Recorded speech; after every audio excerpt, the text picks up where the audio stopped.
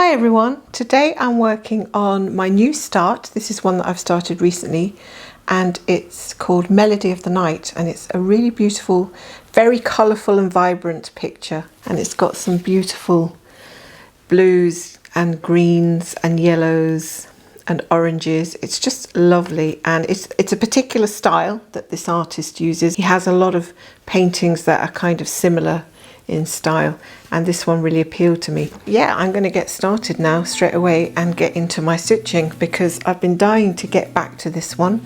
I managed to fulfill this portion, which is actually half a page, believe it or not. You might not think it is if you're used to seeing much bigger sections for pages in the pattern keeper, but it is a smaller design. It's only going to be about 12 by 6 inches. Which is fine for me. I don't really mind it being smaller. And given the fact that I'm using 25 count, means that it's made it even smaller than it would have been if I had been using 14 count or 18 count. If you know about counts, then it makes it much easier to judge what the ultimate size is going to be of your picture.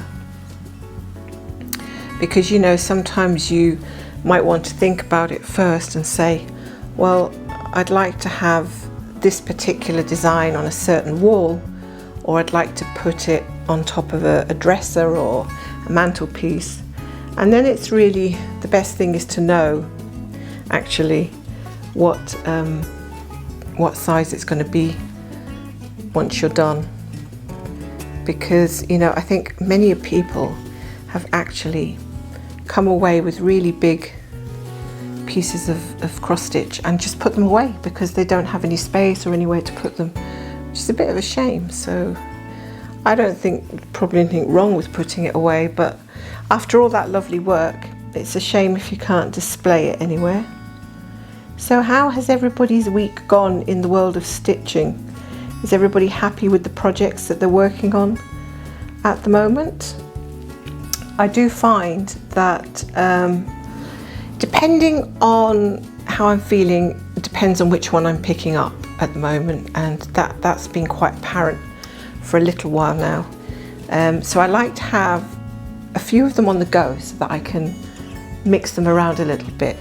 I know some people like to just stick to the one cross-stitch design, but I'm definitely getting into the spirit of choosing very different designs. So this one's really colourful, and the other one I'm doing is a lot less colourful in terms of it's quite neutral, or at least the colours are not as vibrant as this one. So you find that sometimes you're drawn to different landscapes. At least that's how it's been in my case. So today a little bit of sun came out, and even though it's kind of a little precarious,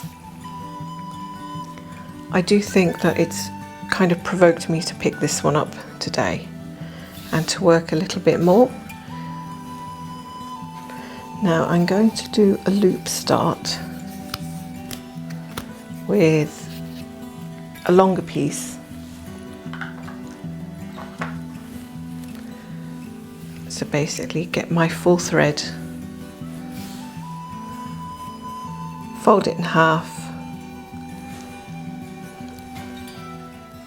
thread the two ends on my needle and make a little loop at the bottom like that.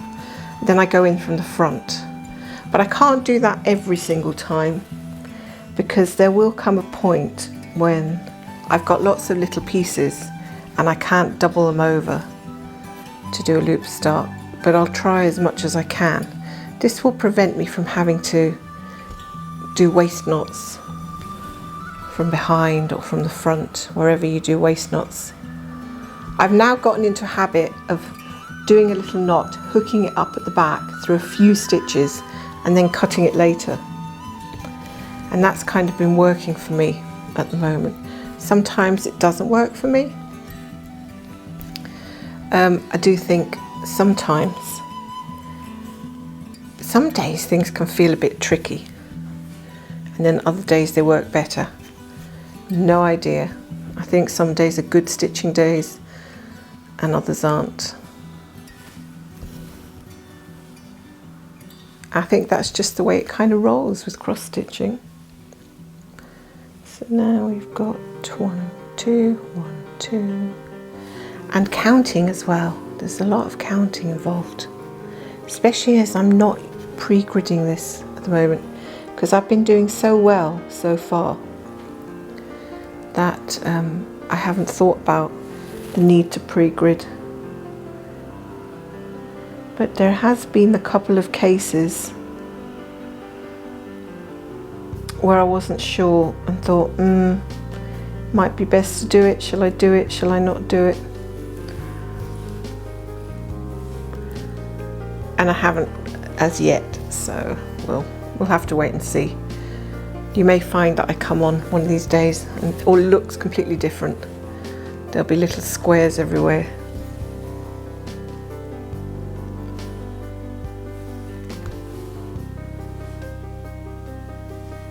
I don't know why, but compared to the easy count that I use, these holes feel smaller. I have no idea why that is.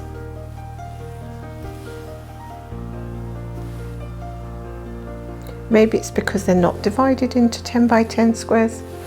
I don't know. I would have thought that when you purchase even weave, it would all be more or less the same. Now I'm keen to see what's going to come out here. I think in the picture it looks like the top of a lantern. At first I thought it was a little bird, but when I looked at it again, it looked like a lantern. So part of the lantern. So I'm going to work on these 20 squares so that this little picture, this little area unfolds, and I'll see how that comes out. New starts are really exciting. The thing with new starts is that the excitement is over so quickly, because once you've started, well, that's it. It's not a new start any longer, is it? Once you've got about 1 or 2% into the chart, then it turns into a newish start. It goes from new to newish, and then it's just the regular old project that I've been working on for a few weeks. So it can transition like that. Then you think, I need another new start. Let's do it again. I'm just going to push those ones aside.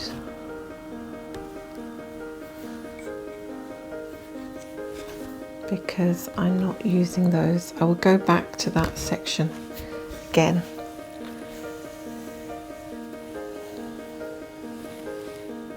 See how I get on with these few.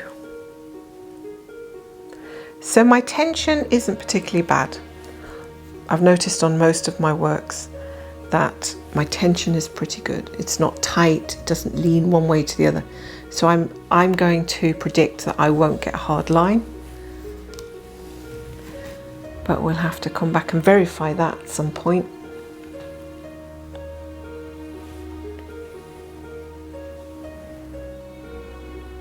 Is it here?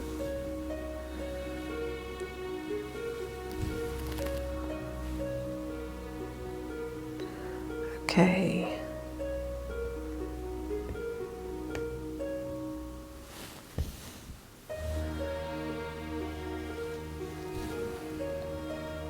Yes, you do have to be a bit cautious with the counting, and I think my needle threading at some points has got even faster because I'm doing it so continuously.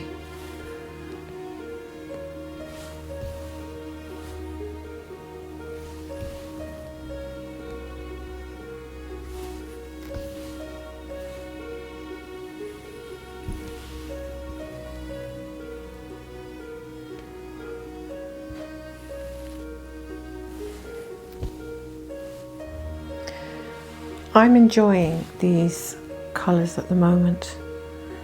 When I was working on this the last time, I didn't want to put it down to go and do something else.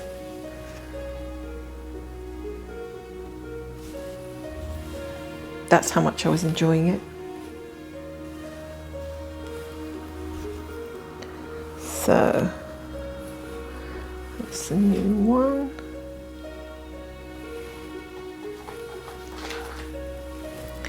So I'm keen to see whether this is going to be a bird or a lantern.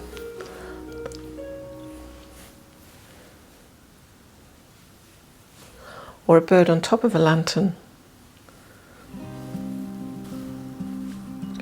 For all we know. So what's your preferred count? Because 25 count is kind of the one I've gotten used to. So it's my go-to count if I'm doing like a heaven and earth design. But if I'm going to do a kit, obviously I'm just going to use the count. Whatever comes in the kit, and usually it's either a 16 or a 14. I've never seen a kit come with anything smaller than say a 16 or an 18. Unless they've sort of been pre-ordered. So if something's pre-ordered and you can choose your count, then that's fine. And I've been getting right down to the last few bits of these threads. Look, I think I'll leave that one there, start a new one. This is one chart that I don't really want to make too many mistakes with, because it's hard to unpick tiny stitches, especially if you have to unpick a few somewhere in the middle and not like a whole section, and they just end up coming up as little bits of fluff because the thread actually gets ruined from the picking. So best avoided really. So now I'm going left to right. So I'm working in a left to right, right to left, left to right fashion, and I think that's also helps even out the tension. If you're wondering what that is, it's how tightly you're pulling the fabric with your thread from one side to another.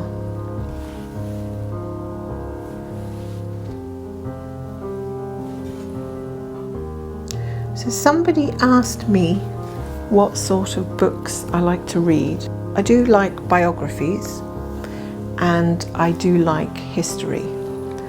So more especially I've gotten into the history where I live, which is Edinburgh, Scotland, and there is a huge amount of history in this place, as you'd expect.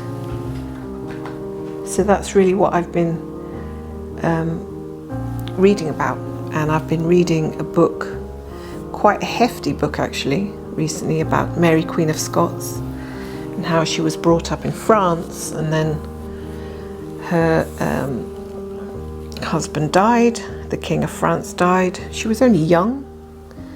She came to Scotland and ruled in Scotland, but of course the politics, or as always happens, gets in the way, and eventually the poor woman was beheaded. But the story is quite deep. There is so much to it. When you really get into it, and you really get into the political divide and the religious turmoil, it's quite a lot to take in. But with it comes a huge degree of understanding about what things were like back then in the 16th century, and how sad it was for people, to really be ruled by, you know, the ways of thinking, the way people thought at the time.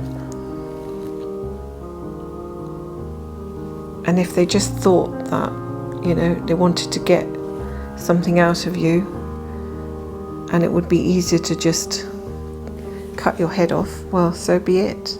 So there was a great deal of pity which emerged upon reading about this Queen of Scotland. And one comes to realise just how much she was controlled by the men around her and the lords, the Confederate lords. She really didn't have much of a chance. So it couldn't have been all that much fun to be a monarch in the 16th century. And going into Edinburgh Castle itself and seeing the little room where she gave birth, and looking through that tiny little window with the bars over it, and just imagining, you know, the landscape as it would have looked hundreds of years ago, and not how it looks today, because today it's all spoiled by modern buildings and cars and coaches and vans, and you know, it doesn't have the same appeal. Back then it would have been a lot more luscious and green, and the hills would have been more visible. And the more you get into it and the more you read about it, the more you find that you actually want to know. So it's been a great discovery. One which brings a little bit of sadness as well as enlightenment, I think. And it does make you stop and think, gosh, I'm so glad I live in a more civilized society, even though things are crazy at the moment. But at least we have better comforts, central heating, online food deliveries. There's just, you know, no comparison to the kind of misery that they used to endure. There is a lot to be thankful for, even in hard times. So yes, history books, and also just generally a good story. And if you want to recommend something, I will certainly take a peek, because I love reading good stories. Gosh, I've got 3 threads of the same colour going on here. That's going to confuse me soon. So this section is turning into an interesting little pattern here. Do I have enough thread for this entire row?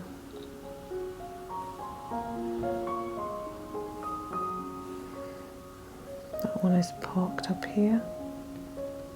I think the nice thing about parking too is that you can choose, you know, what little sections you want to do. I mean, I could start up here, I can come down here, just do that little section, I can just do this little section, I could come over to here. It's nice because with Pattern Keeper you get a nice choice as to which area you want to do. You're not limited to a particular section. Although if I was to go completely off course, I'd probably grid it first. It's going to be nice when I start to see what's emerging beyond that particular, those branches there.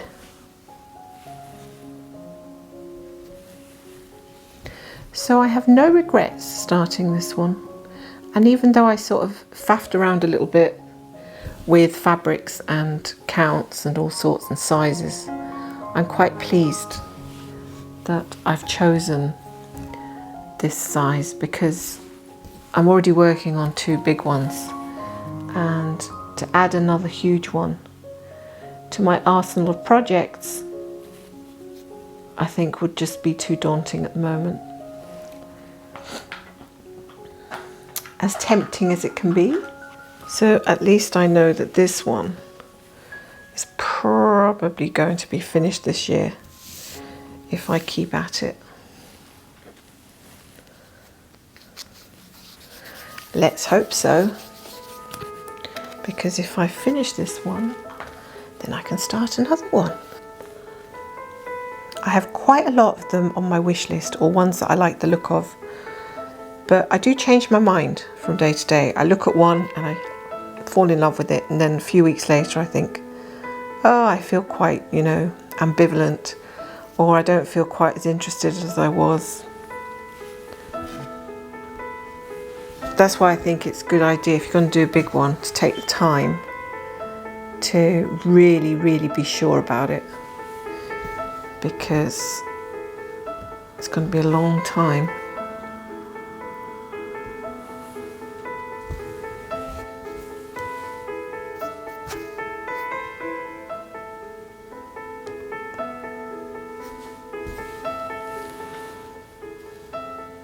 It's kind of like a marriage, really, isn't it? It's like you're making a commitment to a piece of fabric, or you're making a commitment to a picture, committing yourself to creating that picture for a period of time.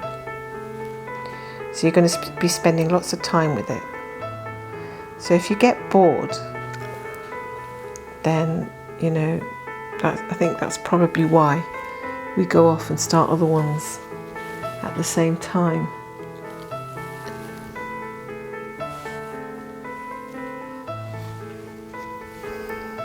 Oh my goodness, which colour are you? Reveal yourself to me. See, there's so many oranges. I'm having an orange overload at the moment.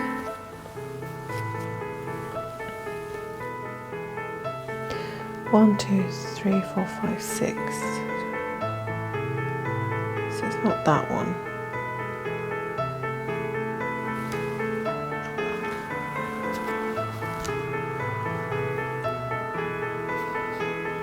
Do you know what? I'm just gonna bring it out there, leave it there, and I'm sure it will reveal itself very soon. See, now if I make a little mistake in like the sky or something, it's not too bad, but I don't really want to go wrong here, because this is like a little feature, this is a little detail, and the wrong colour's probably going to spoil the end result. Going here. Sometimes my counting is a bit funny. I do something like 1 space, 1 space, space, space, 1, and I sort of jump like that. 1 space, 1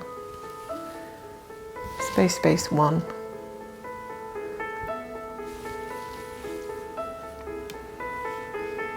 Space, space, 2. So that means 2 spaces and stitch 2, and then space 1, space 1. So it's space 1, space 1.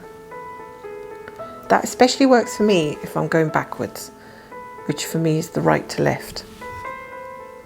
I think I could do with great big mug of hot chocolate now. That would just be a lovely treat.